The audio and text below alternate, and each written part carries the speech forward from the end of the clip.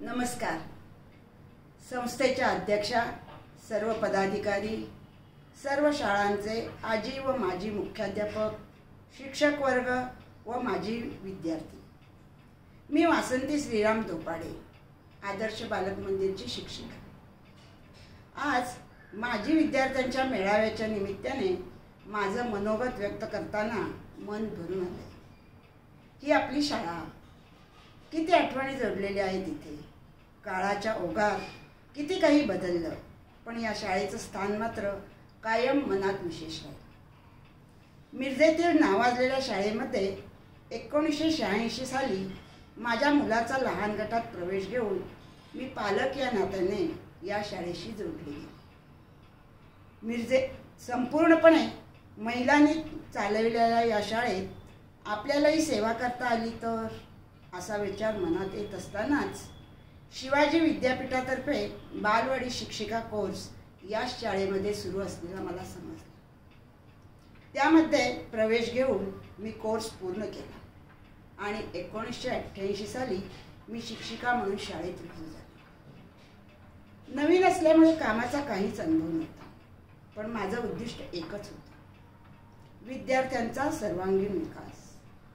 केवळ पुस्तकी ज्ञान न देता एक चांगली व्यक्ती बनवून हसत खेळत अभ्यासाची गोडी मुलांना लावायची। या कार्यात मला त्यावेळच्या मुख्याध्यापिका सौ जोशीबाई, शिक्षिका दांडेकरबाई, साठेबाई व माधुरीताई यांचे सहकार्य व मार्गदर्शन मिळाले। माझ्यानंतर सौ सुषमाबाई शाळेत गेल्या। त्या व मी बरोबरच्या असल्याने आमची चांगलीच गट्टी जमली। माझ्यासाठी ही शाळा केवळ एक कामाचं ठिकाण नव्हतं, तर माझं दुसरं घर होतं। इथल्या प्रत्येक कार्यक्रमात एक वेगळीच जादू होती। आज त्या सर्व आठवणी पुन्हा एकदा जाग्या झाल्या।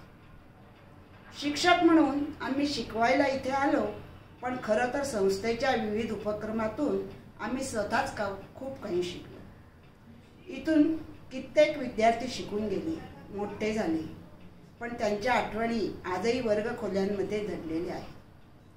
त्यातील काही मुले बोलकी, लागवी व काही दंगेखोर आजही माझ्या मनात लक्षात आहेत। मी मुख्याध्यापिका झाल्यावर उषाताई, नलूताई व वीणाताई यांचे मार्गदर्शन मला मोलाचे ठरले। तसेच नाना महाजन यांच्याकडून कीर्द खतावणी लिहिण्यास शिकले, ते मी कधीच विसरू शकत नाही।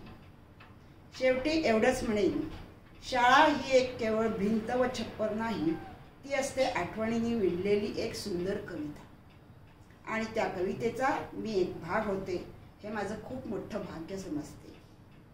आम्ही सुवर्ण महोत्सव अनुभवला आहे, आता हीरक महोत्सवाकडे वाटचाल चालू आहे। असे शाळेची उत्तरोत्तर प्रगती होत राहो हीच सदिच्छा। धन्यवाद।